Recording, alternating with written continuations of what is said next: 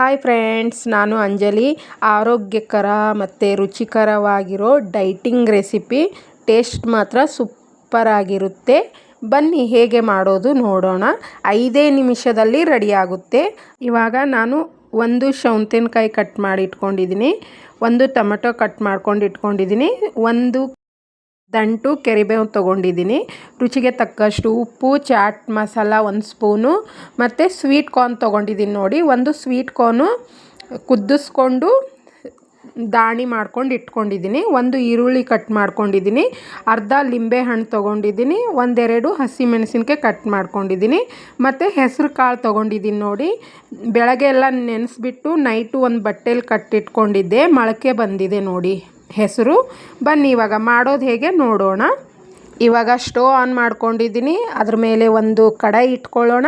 ಕಡಾಯಿ ಇಟ್ಕೊಂಡು ಕಡಾಯಿ ಗರಮ್ ಆದಮೇಲೆ ಸ್ವಲ್ಪ ಎಣ್ಣೆ ಹಾಕೋತಾ ಇದ್ದೀನಿ. 2 ಸ್ಪೂನ್ ಎಣ್ಣೆ ಹಾಕೋತಾ ಇದ್ದೀನಿ, ಜಾಸ್ತಿ ಹಾಕ್ಕೊಂಡಿಲ್ಲ, 2 ಸ್ಪೂನು ಅಷ್ಟೇ. ನೋಡಿ, 2 ಸ್ಪೂನ್ ಎಣ್ಣೆ ಹಾಕ್ಕೊಂಡು, ಚಿಕ್ಕ ಸ್ಪೂನಿಂದ 2 ಸ್ಪೂನ್ ಎಣ್ಣೆ ಹಾಕ್ಕೊಂಡಿದ್ದೀನಿ, ಮತ್ತು 1 ಸ್ಪೂನು ಜೀರಿಗೆ ಹಾಕೋತಾ ಇದ್ದೀನಿ. ಎಣ್ಣೆ ಗರಮ್ ಆದಮೇಲೆ ಜೀರಿಗೆ ಹಾಕೋತಾ ಇದ್ದೀನಿ. ನೋಡಿ, 1 ಸ್ಪೂನ್ ಜೀರಿಗೆ ಹಾಕ್ಕೊಂಡು, 1 ದಂಟು ಕರಿಬೇವು ಹಾಕ್ಕೊಂಡಿದ್ದೀನಿ. ಕರಿಬೇವೆಲ್ಲ ಸಿಡಿದ ಮೇಲೆ ಇವಾಗ ಹಸಿಮೆಣಸಿನ್ಕಾಯಿ ಹಾಕೋತಾ ಇದ್ದೀನಿ. ನೋಡಿ, ನಿಮಗೆ ಖಾರಕ್ಕೆ ಎಷ್ಟು ಬೇಕು ನೋಡಿ ಅಷ್ಟು ಮೆಣಸಿನ್ಕಾಯಿ. ನಾನು 2 ಮೆಣಸಿನ್ಕಾಯಿ ತೊಗೊಂಡಿದ್ದೀನಿ, ಕಟ್ ಮಾಡ್ಕೊಂಡಿದ್ದೀನಿ. ಮೆಣಸಿನ್ಕಾಯಿ ಎಲ್ಲ ಚೆನ್ನಾಗಿ ಫ್ರೈ ಆದಮೇಲೆ ಇವಾಗ ಮೊಳಕೆ ಬಂದಿರೋ ಹೆಸರು ಕಾಳು ಹಾಕೋತಾ ಇದ್ದೀನಿ. ನೋಡಿ ಫ್ರೆಂಡ್ಸ್, ಹಾಕ್ಕೊಂಡು 2 ನಿಮಿಷ ಚೆನ್ನಾಗಿ ಫ್ರೈ ಮಾಡ್ಕೋಬೇಕು. ಎಣ್ಣೆಯಲ್ಲೆಲ್ಲ ಚೆನ್ನಾಗಿ ಕಲಿಬೇಕು. ನೋಡಿ, ಅಲ್ಲಿವರೆಗೂ 2 ನಿಮಿಷ ಚೆನ್ನಾಗಿ ಕಲಸಿ. ತುಂಬ ಚೆನ್ನಾಗಿರುತ್ತೆ ಡಯಟ್ ಮಾಡೋರಿಗೆ, ಇಲ್ಲ ಅಂದರೂ ಡಯಟ್ ಮಾಡಿಲ್ಲ ಅಂದರೂ ಸೂಪರ್ ಟೇಸ್ಟ್ ಇರುತ್ತೆ, ತುಂಬ ಚೆನ್ನಾಗಿರುತ್ತೆ.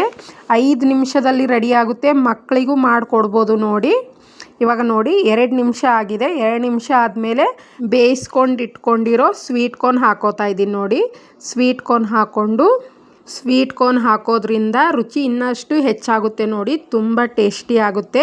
ಇವಾಗ ಸ್ವೀಟ್ ಕಾರ್ನು 2 ನಿಮಿಷ ಚೆನ್ನಾಗಿ ಕಲಿಸ್ಬೇಕು. ಸ್ವೀಟ್ ಕಾರ್ನು ನಾನು 10 ನಿಮಿಷ ಕುದಿಸ್ಕೊಂಡು ಇಟ್ಕೊಂಡಿದ್ದೀನಿ.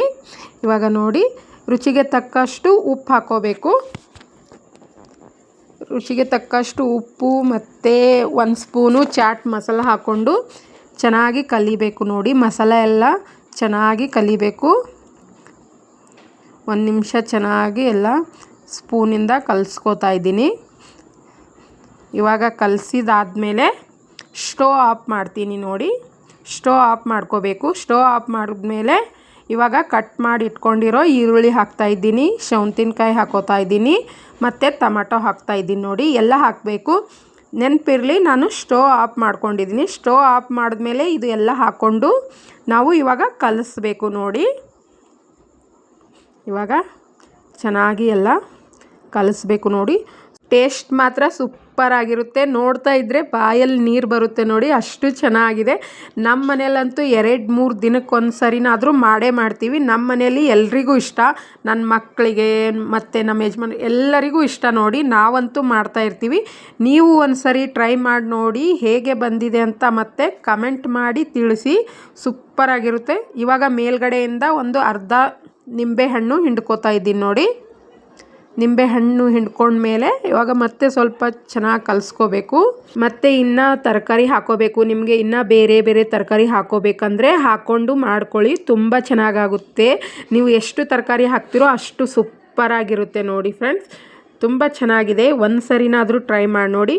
ಮೇಲ್ಗಡೆ ಸ್ವಲ್ಪ ಕೊತ್ತಂಬರಿ ಕಟ್ ಮಾಡಿ ಹಾಕೋತಾ ಇದ್ದೀನಿ. ನೋಡಿ, ಹೊಸದಾಗಿ ಯಾರೆಲ್ಲ ನನ್ನ ವಿಡಿಯೋ ನೋಡ್ತಾ ಇದ್ದೀರೋ ಪ್ಲೀಸ್ ಸಬ್ಸ್ಕ್ರೈಬ್ ಮಾಡ್ಕೊಂಡು ನೋಡಿ, ಲೈಕ್ ಮಾಡಿ, ಶೇರ್ ಮಾಡಿ, ಕಮೆಂಟ್ಸ್ ಮಾಡಿ ಫ್ರೆಂಡ್ಸ್. ನೋಡಿ, ಎಷ್ಟು ಚೆನ್ನಾಗಾಗಿದೆ. ಕಮೆಂಟ್ ಮಾಡೋದಂತೂ ಮರಿಬೇಡಿ, ತುಂಬ ಚೆನ್ನಾಗಾಗುತ್ತೆ. ನೀವು ಒಂದು ಸರಿ ಟ್ರೈ ಮಾಡಿ ನೋಡಿ, ಕಮೆಂಟ್ ಮಾಡಿ ನನಗೆ ಹೇಗೆ ಬಂದಿದೆ ಅಂತ. ನೋಡಿ, ವಾವ್, ಸೂಪರಾಗಿದೆ. ನನ್ನ ಬಾಯಲ್ಲಂತೂ ನೀರು ಬರ್ತಾಯಿದೆ ನೋಡ್ತಾ ಇದ್ದರೆ. ಬೇಗ ತಿಂದು ಮುಗಿಸ್ಬೇಕು ಹಾಗೆ ಅನ್ನಿಸ್ತಾ ಇದೆ ನನಗಂತೂ. ನೋಡಿ, ಎಷ್ಟು ಚೆನ್ನಾಗಾಗಿದೆ. ಫೈನಲ್ ರಿಸಲ್ಟ್ ಹೀಗಿದೆ ಫ್ರೆಂಡ್ಸ್. ನೋಡಿ, ನಾನಂತೂ ಇವಾಗ ತಿಂದು ಮುಗಿಸ್ತೀನಿ. ನನಗಂತೂ ವೇಟ್ ಮಾಡೋಕ್ಕಾಗ್ತಾಯಿಲ್ಲ. ತಡ ಯಾಕೆ ಮಾಡ್ತಾ ಇದ್ದೀರಾ? ಇವಾಗಲೇ ಮಾಡಿಕೊಂಡು ತಿಂದು ಹೇಗೆ ಬಂದಿದೆ ಅಂತ ನನಗೆ ಕಮೆಂಟ್ ಮಾಡಿ ತಿಳಿಸಿ. ಮಕ್ಕಳಿಗೂ ತುಂಬ ಇಷ್ಟ ಆಗುತ್ತೆ, ನಿಮಗೂ ತುಂಬ ಇಷ್ಟ ಆಗುತ್ತೆ. ಒಂದು ಸರಿ ಟ್ರೈ ಮಾಡಿ ನೋಡಿ ಫ್ರೆಂಡ್ಸ್. ಮತ್ತೆ ಮುಂದಿನ ವಿಡಿಯೋದಲ್ಲಿ ಸಿಗ್ತೀನಿ. ಅಲ್ಲಿವರೆಗೂ ಧನ್ಯವಾದ. Thank you so much.